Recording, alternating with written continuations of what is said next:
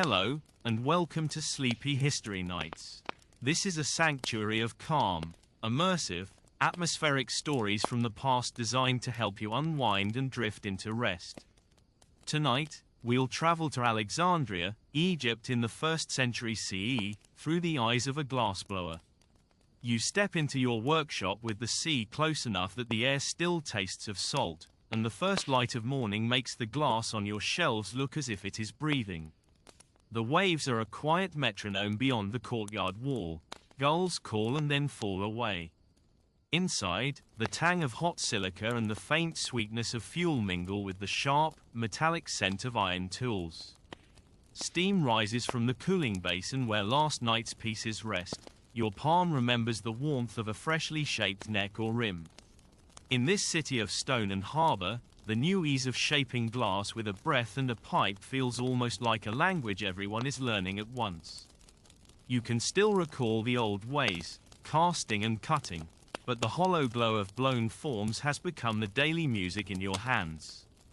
As you set the blowpipe to your lips in practice, a quiet question unfurls.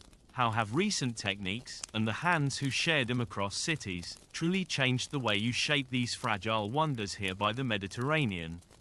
The mystery is gentle, like steam on a mirror. It asks without rushing, and it hangs in the salted air between the sea and your flame. But before we begin, if you enjoy calm, atmospheric journeys into the past, I'd love it if you'd like this video and subscribe. It truly helps Sleepy History Nights grow, and it lets me keep bringing you quiet stories like this one.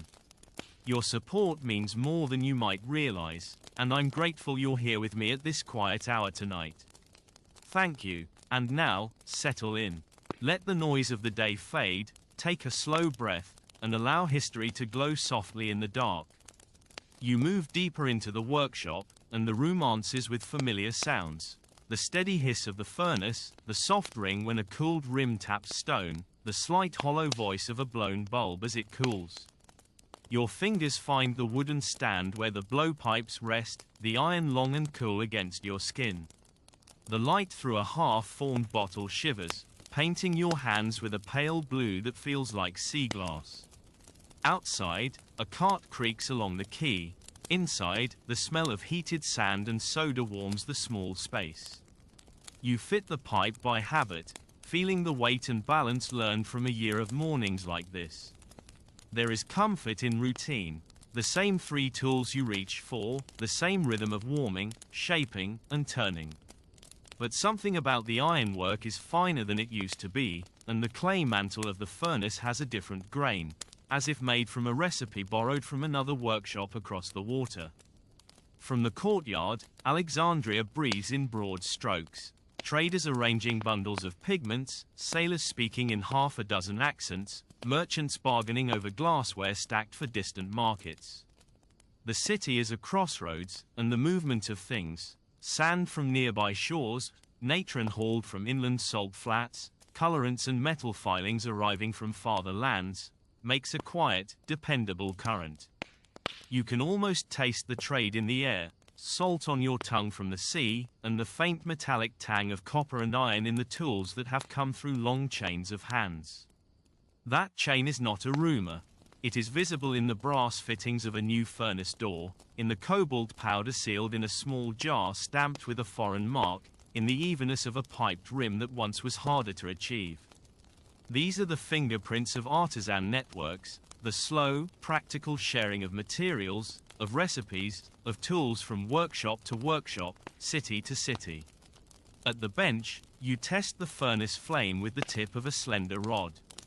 Heat washes across your forearms. The smell is now cedar smoke and heated glass rather than open flame. You dip a gather into the fire and feel the familiar resistance, the pull of molten mass that wants to become bulb or bottle, cup or bead. Your lips shape a breath and the glass swells obediently, humming faintly as it cools. The touch is intimate. The vibration under the pipe, the slight tack of annealed glass against cooled metal, the flick of a cooled droplet spattering on the stone. Small innovations feel like private companions.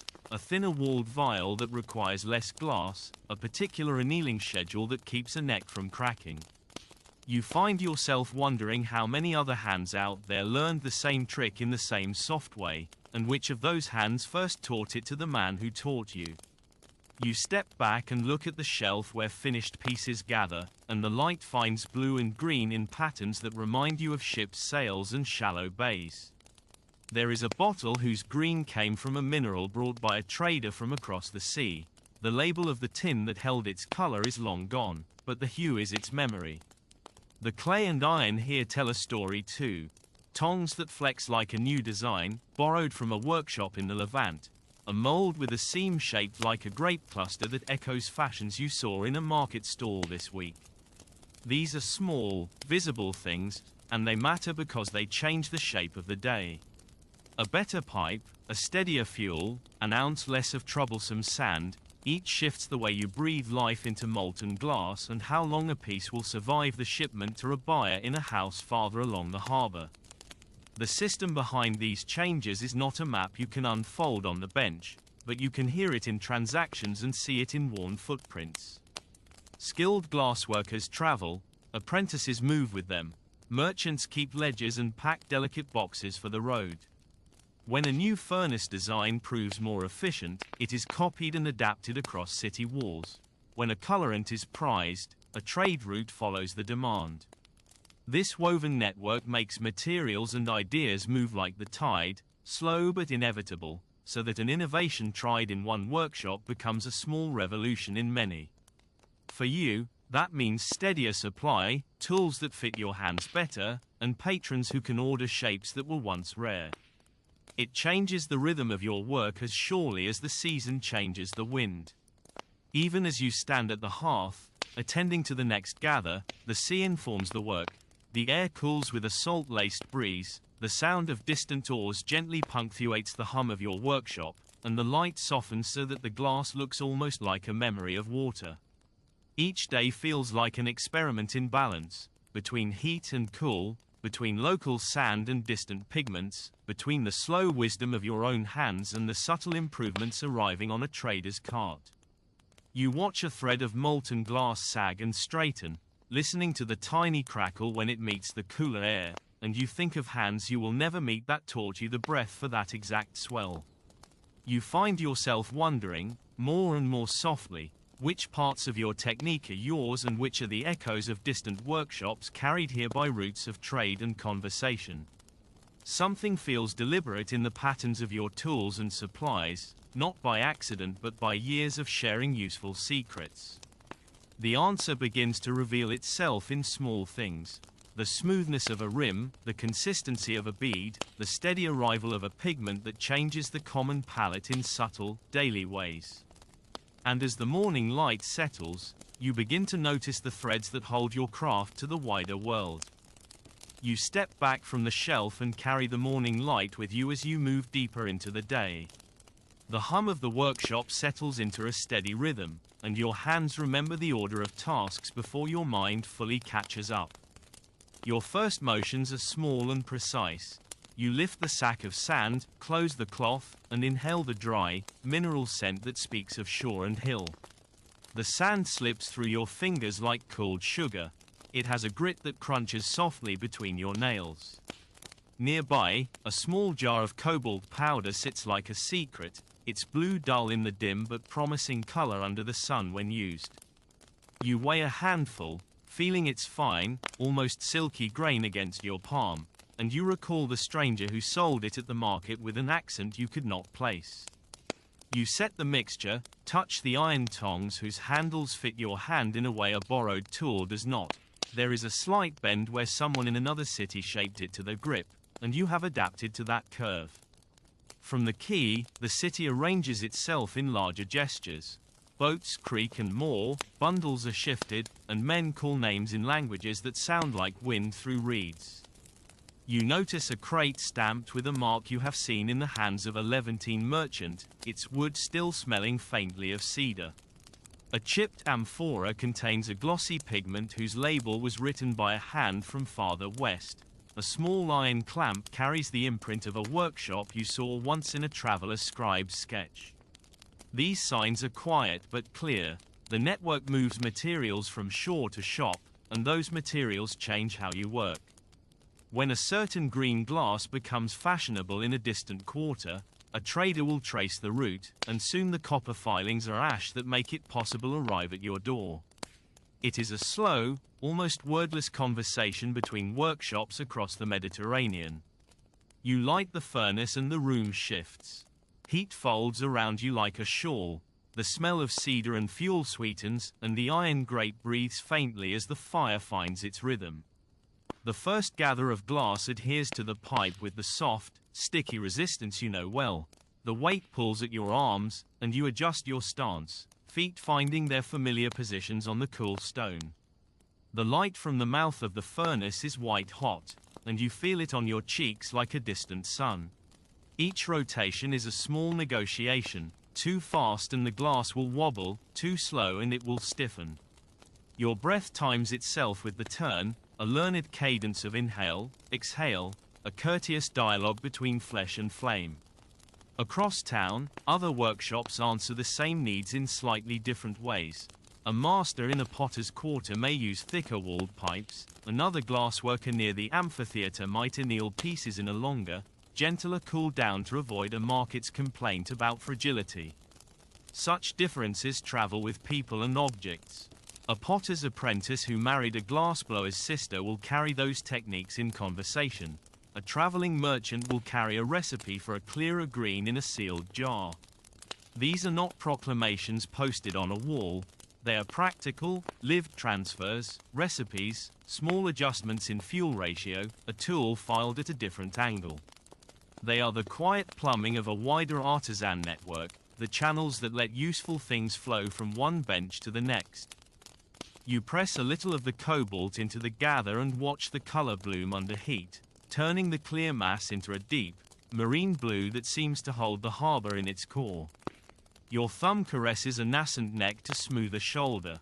The glass is warm, almost fluid under your skin. The sound here is intimate.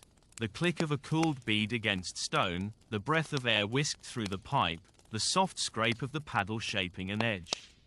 You run a rib along a rim and feel the imperceptible resistance that tells you the wall is even. These sensations are your language, the small tactile confirmations that a technique is working. You have adopted a pull and twist motion passed to you by a colleague in a nearby shop. It reduces stress on the glass and saves a scrap of fuel each morning. Each tiny saving accumulates into longer mornings and steadier supply for your customers. Beyond the bench, the system shows itself in the practical details you notice without thinking: the nails in your workbench, the iron filigree of a clamp, the pattern stamped into a clay pot that holds your annealing salts. A merchant's ledger lists places you have never seen, and a crate of pigments carries the faint scent of a port you have only heard about. When a furnace design proves more efficient, another artisan will copy its hinges and doorframe, and soon those doors will clink with the same sound in 10 workshops. You watch that sound become a kind of proof. When tools arrive with the same wear in different hands, you know a technique has crossed a threshold from novelty to normalcy. This sharing matters because it shapes what you can make each day. Faster furnaces mean more pieces, steadier pigments mean predictable color, and a better annealing routine means fewer shattered orders arriving at a customer's home. Your hand moves to an engraving tool and the world narrows to the cool slide of metal across glass. The pattern you cut is small, leafing that curls like a wave, and it carries both memory and innovation. The form is taught by your father, a familiar gift of family tradition, but the depth of the incision is a new habit you learned from watching a worker from Antioch a season ago. The touch is tactile and a little musical. The thin rasp of metal, the faint powder of glass dust on your fingertips, the way light falls differently across an etched curve. You find yourself thinking about the hands that shaped the tool, the hands that first showed that deeper cut would catch light better, and the hands that then taught it to another. The mystery of where a thing comes from becomes a gentle tapestry rather than a single thread. As the morning moves toward noon, small customers arrive. A woman who buys a delicate phial for scented oil, a sailor who needs a whirl for his line, a merchant who orders a set for a banquet. Your rhythm is adapted to their needs because the network has taught you to be adaptable. A recipe for a popular blue, a mold shape that sells well in distant markets, a reinforced neck that survives travel. When shipments slow because of a storm or a political rumble in a far port, you feel it in the grinding of your supply. Colors run low, iron tools take longer to replace, and you find yourself improvising with what remains. Those moments remind you that the wider system does not simply deliver conveniences. It holds the frame of your work and the patience of your customers. You finish a bottle and drop it into the cooling basin where it gives a soft, satisfying clink and breathes tiny steam plumes into the air. The smell of sea and heated sand blends with the sharp of metal and the faint sweetness that comes from the fuel. You wipe a bead of sweat from your temple and let the rhythm of the day sink into your shoulders. The question that started as curiosity, where do the colors and tools come from, and who else shapes them, has not yet been answered fully, but it no longer feels distant. It is present in every coated jar and every borrowed clamp, in the blue that brightens a shelf and the new hinge that softens the work.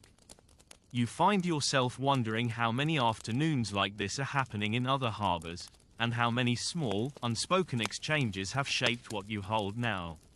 Something feels deliberate in the commonalities you see, the same efficient furnace doors, the same favored blues, the subtle bend in tongs that fits a hand across seas. The answer begins to appear not all at once but as a pattern woven through daily choices and shared necessities. And slowly, the pattern starts to show itself. And slowly, the pattern starts to show itself. The shapes on your shelf, the borrowed bend of a tong, the favored blue that keeps returning all begin to look less like separate choices and more like parts of a single, patient current. On a larger scale, that current is the sea. You picture the harbor as an artery of the city, a slow, rhythmic traffic of small boats and larger cargo ships whose wakes catch the morning light. The sound of oars and the hollow drum of ropes against wood thread through the air, mixing with the distant bleating of goats and the low voice of a crier. From here you can imagine routes traced across the Mediterranean like faint lines on a memory. From Cyprus the copper that gives green glass its glow, from farther shores the manganese that clears a green toward pale blue, and from inland salt flats the natron that helps your melt behave the way you need. These are not abstract trade winds. They are smells and weights and rhythms that arrive at your door. The cedar crates smell of foreign wood, the nails are iron with different tempering, and the pigment jars rattle softly when carried past your threshold. The network is audible if you know how to listen. At the bench, the details of that listening become touch. You press a cloth to a crate and feel the rough, resin-scented weave of foreign twine. You slide a lid and inhale the dry, mineral tang of powdered color. The cobalt is fine as powdered ice on your palm, and the copper filings glitter like tiny suns against your thumb. You run your finger along the rim of a new clamp and feel a file mark that speaks of another hand, a different workshop, shaping metal to fit their fingers. Close up, everything is sensory. The gritty whisper of sand, the clean bite of a metal rasp, the slightly sweet smoke when a new fuel sparkles beneath the furnace. Those sensations remind you that the wider network is not only ships and ledgers, but the small, shared practices that make a piece hold together during a stormy shipment. Across town, in the market, that unseen web appears in motion. Merchants call prices in several tongues while porters move laden crates. An agent talks quietly with a trader from the Levant about a batch of finer pipes, and a young apprentice learns to recognize a maker's mark stamped into a jar. The exchange is practical. Payment, packing, and the passing of small pieces of knowledge. A mold that once lived in one workshop will travel to another when a potter's cousin needs it. A more efficient door hinge for a furnace will be copied because it saves time, and time is how many pieces you can make before the festival. These are simple economies of craft. They are how an improvement in one place becomes a modest revolution in many. You find yourself watching how people move those things, and wondering quietly about the people who first decided to travel with tools and recipes. There are skilled travelers, artisans who carry a pipe or a trick with them as they go from dock to workshop, showing a curious neighbor how to pull thinner walls or anneal more gently. There are also steady traders who prefer to keep to ledgers and the logistics of moving crates, but their work is just as essential. Without them, a new pigment or a useful clamp might remain locked in one city. In this way, the network is stitched from both wandering hands and the disciplined counting of goods. When you imagine how a technique arrives, it helps to picture a small moment of passing. A master from Antioch visits, spends an afternoon watching you work, and over an evening meal demonstrates a slight twist of the wrist that changes how a neck forms. The next season, someone in Rhodes copies that motion, and the motion ripples quietly across shores. This is the practical side of exchange. It matters because a single tweak can mean fewer cracked orders, a more reliable product for a merchant's caravan, and a steadier income for a family that depends on glass orders for festival gifts.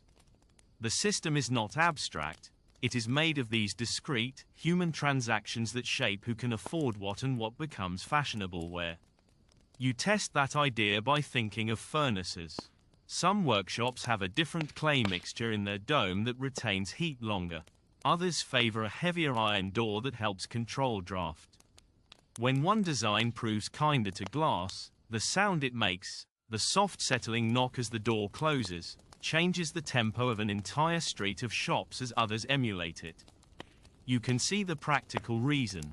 A more controlled fire reduces breakage and saves fuel, which means more pieces survive the kiln and more customers leave with smiles instead of complaints. That small change translates into steadier trade along the quay because ships trust that the fragile cargo will arrive intact. The network also keeps rhythms of scarcity and plenty. When a storm delays vessels, you feel it in your jars.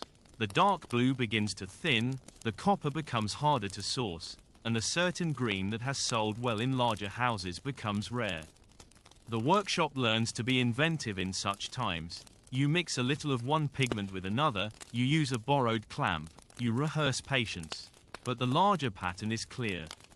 The maritime pulse, the seasons, and the politics of ports all tune the supply, and thus the shape of what craftsmen are asked to make.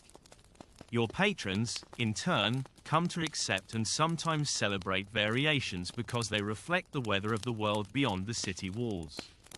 There are social places where the network breathes more softly, too, the shrine by the market where artisans leave small offerings before a festival, the row of benches where makers exchange gossip and a quick measure of a useful ratio, the evening gatherings where a traveling smith will trade a hinge design for a fine phial of scented oil. These are the quiet nodes of the system, the human meetings where practical knowledge flows in a way ledger entries never will. You see faces there you know and faces you do not. You hear accents that remind you of distant harbors. You taste honeyed bread and spit a seed and listen as someone explains a trick in a low voice. The network is social as well as economic, and that makes it resilient in small, unnoticed ways. You find yourself wondering about all the hands that touch your materials before they ever reach your lips. The miner who chipped the ore, the potter who shaped the crucible, the boatman who kept watch over a small cargo on a moonless night. Something about tracing those hands makes your work feel broader, part of a longer conversation of making. The answer begins to reveal itself in the ledger entries and in the worn marks on your tools, proof that connection matters, and that the quiet pulse of trade is what steadies your work each morning. And as a trader unloads a cedar-stamped crate at the quay, you ready your hands to learn what it holds. And as a trader unwinds the cedar twine and lifts a lid, you reach forward, palms ready for whatever lies within. Up close, the crate is an orchestra of small things. The dry, resinous scent of cedar, the muted clack when a jar settles into straw, the fine dust that kisses your fingertips as you lift a tin of pigment. Your hand closes around a new pair of tongs and you notice the balance immediately. The tempering of the iron is different, the weight sits in the palm in a way that makes long work less tiring. Heat from the furnace washes across your cheeks as you test them. The metal is cool where you hold it, but holds the memory of heat in its core. You run a thumb along a filed edge and feel the faint ridges of a smith's hand, a small signature that tells you the tool was made by someone who understood the rhythm of glasswork. On a wider level, that difference in tempering is one of the ways craft technology travels. A smith in a distant port discovers a hardening technique that reduces tool wear. A traveler carries a hinge detail across the sea. An artisan in a workshop adopts the change because fewer tool failures mean fewer ruined mornings. The movement is quiet and practical rather than grand. No proclamations, just better tools moving down the line. When a community of workshops begins to use similar fittings and tempering standards, repairs become easier, apprentices learn from a common set of expectations, and whole streets of shops find their pace improving. This is the simplest kind of network effect. Small, sensible improvements spread because they save time and effort. You lift the pipe and feel how a slightly narrower bore changes the breath you must give. The glass responds differently, and you adjust instinctively, softer puffs, slightly longer turns. The sound is subtler, a silkier note as the gather swells, less chatter when you pull. Your chest notices the change first, the way your breath meets resistance, and then your wrists learn it. The light from the furnace catches the pipe in a different way. The reflection is thinner, like a ribbon. You try a shallow twist that a visiting craftsman once showed you, and the neck forms cleaner with less reheating. The room is full of small satisfactions. The click of cooled glass, the faint steam as a newly formed lip meets the basin, the salty breeze that eases the warmth on your face. Those small motions, a twist, a thinner pipe, are the sort of innovations that move through artisan circles. Some arrive by travelers who demonstrate their ways in exchange for food or shelter. Others migrate inside crates with tools, or are sketched into a merchant's ledger and copied by a curious hand. They are practical adaptations, not theories, and they spread because they are visible in the product: a steadier rim, a thinner wall, a more even bead. You learn to recognize the fingerprints of places by the shapes they favor and the tools they use. A certain curve in bottles from the western provinces, a heavier base common in eastern workshops, a favored blue that hints at a supplier's secret, these clues map the unseen network. At the furnace, you experiment with a small innovation in the annealing process you heard described at a late evening gathering. A shallower pit with a loose stacking of embers that cool more gently, paired with a slower rotation of pieces. The first time you try it, the air around the pit tastes of spent ash and sweet smoke. The sound is different, a softer sigh from the glass as it gives up heat. The effect is immediate in practice: a hair fewer cracks in the morning, a more predictable finish. The sensory rewards are clear.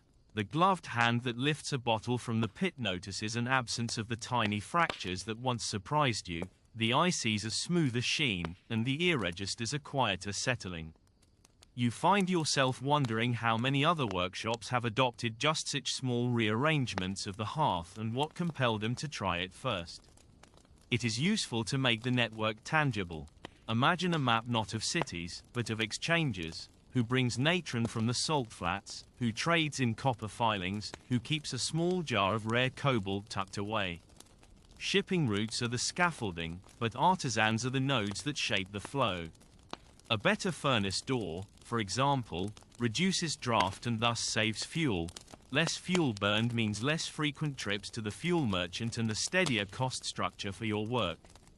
When such a door is copied by neighboring shops, fuel savings accumulate across a whole lane, and the economic effect is real. More disposable time for apprentices to practice, more reliable pieces for merchants to sell, and a small rise in the prosperity tied to artisan neighborhoods. Technology here is not grand and sudden. It is an accumulation of small efficiencies that make everyday life better. The composition of glass itself bears those quiet changes. You handle a handful of sand and the grains are rough and warm. You add natron and the mixture becomes slightly slicker between your fingers. A different batch of sand, one with finer silica or a trace of iron, behaves differently in the furnace. You recall a trader mentioning coastal sands from another shore that yield clearer glass with less trouble. That specificity matters because a cleaner glass means less polishing and fewer reworks, which shortens the day. Colorants are no different. A pinch of manganese neutralizes greens, a trace of copper yields a favored sea green, and the specific iron content shifts the hue just enough to be distinctive. Each chemical tweak is a small technology, carried by merchants and refined by hands that test and pass along what works. Sometimes the network shows itself in how tools are standardized. You notice that several workshops have adopted the same wide paddle, the same shaped pontil, the same clay recipe for furnace lining. These shared things make apprenticeship more transportable. You can move from one shop to another and find familiar tools, and that movement spreads experience and technique. When knowledge is less tied to a single bench and more to a shared toolkit, it moves faster. This is one reason why your street sounds like others. Shared instruments and recipes create a common language of making. You take a moment to rest your wrist and look at a line of finished pieces. Each bears the mark of both tradition and subtle innovation. A familiar curve here, a new thinner wall there.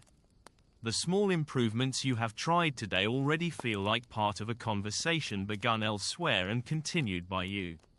Something feels deliberate in the way certain shapes and practices recur, not accidental, but chosen, tested, and shared. You find yourself wondering which hands first carved the curve you now favor, and how many mornings of practice passed before that curve was considered the right one. The answer begins to reveal itself when you trace a single piece backward. The miner who supplied ore, the potter who shaped a crucible, the trader who ferried a pigment, and the traveling craftsman who showed a twist of the wrist. Each link is modest, but together they form a system that nudges your craft forward in small, sustaining ways. And as you set the last cooled piece on the shelf, your fingers remember the differences that make the day smoother. That memory of small differences settles into your shoulders as the noon light warms the courtyard. The rhythm you have practiced all morning moves through you like a familiar song, measured and patient. On the broad scale, the city keeps its own steady tempo. Voices from the market drift over the wharf line, a seller advertising figs, the slap of a leather strap as a cart turns, a distant hammer from the smith who makes fittings for nearby workshops.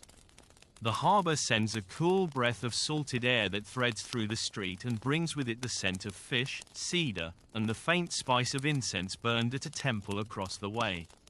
Those sounds and smells are the backdrop to the way your work fits into the day. They are the gentle proof that you are part of a larger pattern of labor and exchange. At the bench, your senses narrow. The furnace glows like a patient ember. Heat rises in a steady wall and touches the back of your neck. The pipe feels warm and familiar in your hand, the metal slick with used oil where your palm rests. You lift a gather and breathe with it, feeling the glass respond in a soft, musical swell. The sound is small, a thin, bright note, and it tells you more than sight can. The texture under your thumb shifts as the wall thins. The light finds the glass and turns it into a living thing, a mouth waiting to hold liquid, a body waiting to catch light. There is a larger human pattern to these small acts. Along the lane, craftspeople pass time and tips. You trade a hinge idea for a roasted fig. A potter shows an apprentice how to mix better clay in exchange for a bottle of colored glass. A traveling glassworker spends an evening by your hearth and demonstrates a wrist twist that saves a reheating. These exchanges are not formal lessons. They are favors, meals, small debts, and gratitude. The social fabric of artisans makes knowledge portable and kindness practical. When a neighbor leaves for a day with a fever, someone else watches their furnace. When a shipment is delayed, a friend lends a jar of pigment. The network is not only about goods moving along a route, it is about people keeping each other going. In quieter moments, you wait. Waiting is its own craft. You set a piece into the cooling basin and stand with your arms folded, the cool stone underfoot grounding you while steam lifts in thin curls. Waiting lets the glass settle. It keeps the shape true. It teaches you patience, a steady attention that is not idle but watchful. The sound of a kettle boiling in a neighbor's doorway becomes a metronome for your breath. The scent of cedar smoke from the temple blends with the sweet tang of fuel, and you learn to read those cues. A subtle cooling breeze against your temple means you will carry the next piece too quickly if you do not slow, and you slow, deliberately, like a practiced tide. There is pride in this persistence. When a finished bottle sits among others on your shelf, sunlight threads through its green and makes the grain of the glass glow like riverbed sand. You touch its lip and remember the sequence of decisions. How much sand, how long at heat, which pigment and when to stir. Each choice is small, precise, and matters. A patron will sometimes pause and run a fingertip along the rim, and in that quiet scrutiny you feel the work reflected back as worth. The satisfaction is not loud. It is a warm, steady contentment that gathers across days and fills the space between one sunrise and the next. Networks show themselves in the face of a friend who arrives to trade news. Today a courier from a nearby quarter brings word of a shipment arriving with a new kind of paddle, one with a curvature that reduces the risk of tearing fine glass. He demonstrates it with a small motion, and your hands try the movement as if remembering a tune. The new paddle is useful because it reduces breakage, and that matters. Fewer breaks mean fewer evenings spent mending and more time to make wares for a festival. You help him unload the crate and taste the crisp dust of straw under your nails. There is satisfaction in being both maker and neighbor, in the small mutual aid that keeps the community steady. The apprentices are teaching and learning in quiet loops. A boy wipes a pipe and then watches you shape a neck. Your hand finds his and corrects the angle with a gentle touch. He learns by imitating the motion until his muscles hold it and the movement becomes his. Apprentices carry knowledge forward in the simplest way, by repeating until the body remembers.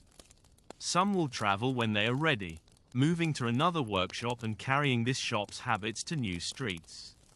That movement seeds distant benches with your small decisions, and you feel a gentle kinship with the unknown places those hands will go. Sometimes the day brings small tests of ingenuity. A shipment of pigment is short, and you must adapt. You grind a trace of a different mineral into the mixture and find that it yields a softer hue. The texture is slightly different under the paddle, the glass pulls a little more readily, and you adjust annealing time by a breath. These micro-adjustments are like conversation in practice. You try, notice, correct. The result is a subtle variation in the finished piece, one that might be prized for its uniqueness or accepted as another shade in a long, living palette. The act of improvising feels collaborative. It brings to mind the hands of the trader who swapped the pigment for a story and the smith who lent a clamp. As the light leans, customers slow their walk through the lane. An elderly woman selects a file and tells you the color reminds her of shallow bay water. A young merchant orders a set of cups for a table he will travel with. Each request shapes what you make next, and in turn your small innovations ripple outward into those orders.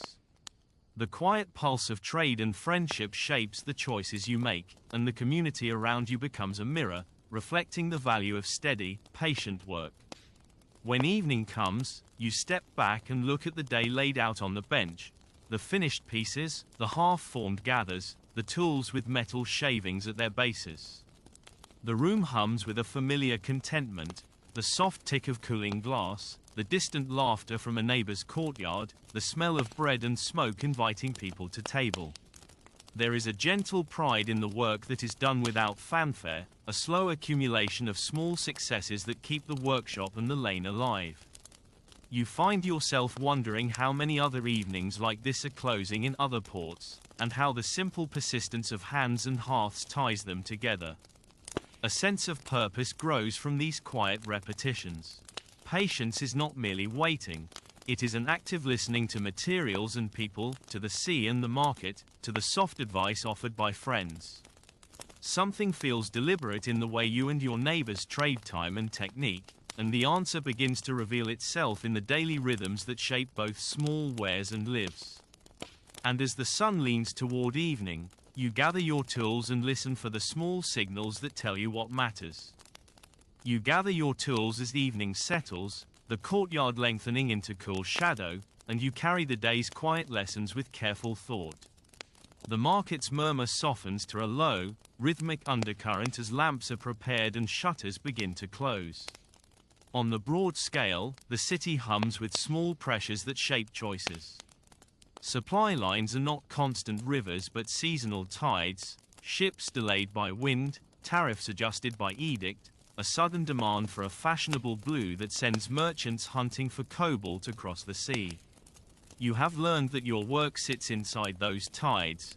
When a pigment is scarce, a style becomes rare and suddenly desired. When a tool breaks and a replacement must be ordered from a traveling smith, your rhythm shifts. These are not dramatic forces but steady, human ones that nudge your shop's routine and the lives of those who depend on it. Close up, choices feel tactile. You hold a small jar of a rare green and feel its weight like a promise. The powder clings faintly to your skin with the scent of mineral and salt. A tray of fine sand awaits, its grains whispering as you sift them. Your hands weigh options as much as ingredients. Do you stretch this batch to cover a commission, or do you reserve it for a special piece that will show the color fully? The decision is quiet and personal, and you listen to it the way you do the furnace, by touch, smell, and the subtlest of instinct. Community shapes those decisions. You remember last season when a fellow craftsman lent you a pinch of manganese and an evening of instruction in return for a favor yet unpaid. The exchange was more than barter. It was an affirmation that artisans share risk. In practical terms, networks act as informal insurance. A neighbor will cover a missing pigment, a smith will temper a tool overnight, apprentices will carry a kiln's ember to another bench if fuel runs short. The social web is a soft safety net, and it means your choices are rarely entirely solitary. Shared resources and shared knowledge keep small shops resilient against the weather of trade. A small tension arrives now. A merchant asks for a set of delicate files in a popular pale blue, and you know the last of your best cobalt is reserved for a commission from a household that pays well. The merchant's gaze is patient but expectant. The coin offered would make a warm difference. You touch the remaining pigment, feeling its cool, powdery texture, and imagine the finished files catching evening light on a banquet table. You also remember the household's order, a delicate set meant to honor a visiting dignitary. The choice is practical and moral at once, and you weigh it slowly like cooling glass. Which patron will benefit most? Which will best repay the risk of short supply? Sometimes the tension is about change rather than scarcity. Tradition is a living thing here, carried in the curve of a rim, the depth of an engraving, the way a handle is attached. You respect those inherited motions, they are steady and trusted. Yet there are innovations that promise gentleness to the work, a different annealing schedule that reduces breakage, a thinner pipe that saves material, a new paddle shape from a distant shop that helps shape fragile forms. To adopt them is to change the language of your bench a little. You imagine the elder's eyebrows raised at a new curve, and you imagine the quiet pride when a neighbor notices the fewer broken pieces and says, simply, it is better. These are the small reckonings of craft. They do not erase tradition but fold it into present needs. You find yourself wondering which matters more in the long run, keeping a practice exactly as taught, or allowing it to bend so it can continue. Something feels deliberate in the ways you and your peers negotiate that question. The answer begins to reveal itself in choices made over loaves at dusk, in a smith's unhurried explanation of a hinge, in apprentices apprenticing until their motions are indistinguishable from memory. The community's decisions are incremental and collective, and that is what gives them strength. Sensory work anchors these reflections. The furnace sends a soft, orange glow that warms your face as you test a small experiment, mixing a modest substitute into a batch to stretch a scarce color. The mixture smells faintly of burnt sugar, and as the glass takes color you note how its surface holds light differently. The hue is a shade off from the true cobalt, but it has its own quiet beauty. The sound as it cools is a satisfied whisper, and your palm rests upon it with a softness that feels like acceptance. Each improvised choice carries the texture of consequence and the subtle joy of discovery. At times, compromises are also creative openings. A delayed crate led you once to mix a local mineral with an imported pigment, and the result became a shade customers asked for again and again. That small accident, born of scarcity, threaded its way into demand and then into the market's expectations. The network adapted, traders noted the preference, shipments shifted to supply the new blend, and workshops adjusted recipes. The cycle shows how innovation and tradition can be companions rather than opponents. Necessity nudges experimentation, and the community decides what to keep. There are quieter, almost ceremonial moments to these decisions. Before you close for the night, you walk among the finished pieces, touch their lips, and feel the gentle hardness where patience paid off. A neighbor stops by with bread and news of a delayed ship. You trade a piece of advice for the loaf, and in that exchange the day smooths into a comfortable cadence. The social fabric of artisans is stitched with such trades, small kindnesses and small corrections that together make a steady life possible. When storms come, when markets waver, it is this fabric that holds. You think of apprentices who must choose whether to travel with a master and risk losing the safety of home, of masters who must decide whether to teach a new trick that might make their own skill less rare, of merchants who balance profit with fairness. These small moral economies hum beneath the practical ones. Each choice quietly affects your standing and the quality of your work. Each choice feeds the slow pattern of innovation or preservation. As evening deepens and the lamps are lit, you set a delicate file in the window to watch how the last light passes through it. The color glows in a way that feels both new and ancient at once, a testament to the day's compromises and the day's fidelity. You breathe slowly and let the questions soften. The small tensions will be met in conversation, in practice, in the patient turn of the wheel. The answer begins to reveal itself not as a single verdict but as an ongoing, shared way of living and making. And as the shadows lengthen into night, you tuck away your tools and prepare for the decisions tomorrow will kindly ask you to make. As evening cools the courtyard and the last embers sigh, you sit with a quiet cup and let the day's small questions settle. The lane is hushed now, but your mind traces the soft map of choices and trades that shaped every piece you made today. On a broad level, the question before you is simple and large at once.